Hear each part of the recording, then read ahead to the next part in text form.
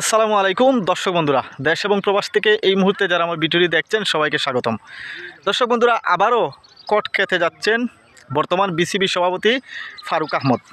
এবার কিন্তু আর রিয়াসাত আজিমের রিপোর্ট নয়, এবার তাকে নিয়ে একটি ফেসবুক পোস্ট লিখেছেন নাগরিক টিভির সাংবাদিক নাজমুস সাকিব, যেটা ফেসবুকে পোস্ট করার পর রীতিমতো আলোড়ন সৃষ্টি করেছে।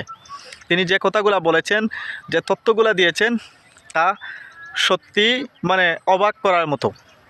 দর্শক বন্ধুরা, বিসিবির বর্তমান সভাপতি ফারুক আহমেদের ওপর দুর্নীতির অভিযোগ প্রথম প্রকাশ করেছিলেন সাংবাদিক রিয়াসাত আজিম, এবং পরবর্তীতে তিনি বলেছিলেন যে এইসব টাকাগুলো মূলত বেশি লাভের জন্য বিভিন্ন ব্যাংকে স্থানান্তর করা হচ্ছে। তো এবার নাজমুস সাকিব 36 ঘন্টার আলটিমেটাম বেঁধে দিয়েছেন বর্তমান বিসিবি সভাপতি ফারুক আহমেদকে। 36 ঘন্টার ভিতরে যদি তিনি পদত্যাগ না করেন তাহলে কারো লঙ্গি জায়গা রাখবেন না, এটা সাংবাদিক নাজমুস সাকিব সরাসরি তার ফেসবুক পোস্টের মাধ্যমে জানিয়ে দিয়েছেন। এবং তিনি উল্লেখ করেছেন যে বিসিবির সভাপতি থাকা অবস্থায় সংযুক্ত আরব আমিরাতের একটি গার্মেন্টসের জিএম হিসেবে বর্তমানে আছেন বিসিবি সভাপতি ফারুক আহমেদ।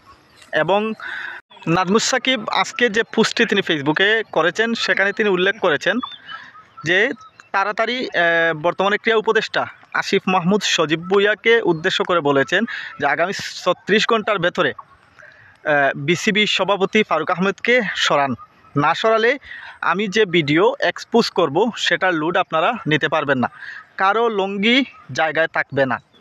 এটাকে হুমকি অথবা ব্ল্যাকমেল যা বাবার ভাবতে পারো, সেটা নাজমুস সাকিব কেয়ার করে না।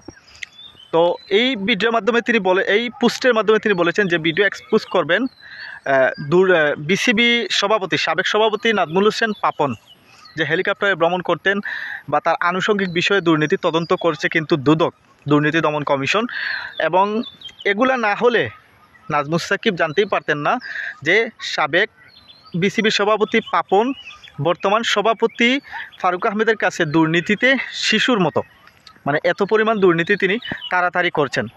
আগে যখন রিয়াসাত আজিম পোস্ট করেছিল বা নিউজ করেছিল, এরপর দৈনিক ইত্তেফাকও কিন্তু নিউজ করেছিল। নিউজ করার পর বর্তমান সভাপতি ফারুক আহমেদ তিনি আইনি নোটিশ দিয়েছেন ইত্তেফাককে, এবং তিনি বলেছেন যে এগুলা সব মিথ্যা, বানোয়াট এবং গুজব।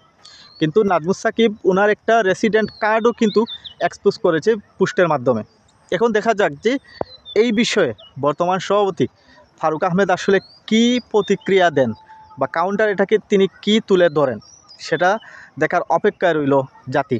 এবং আসলে অবশ্যই সত্যটা যেন সবার সামনে বেরিয়ে আসে।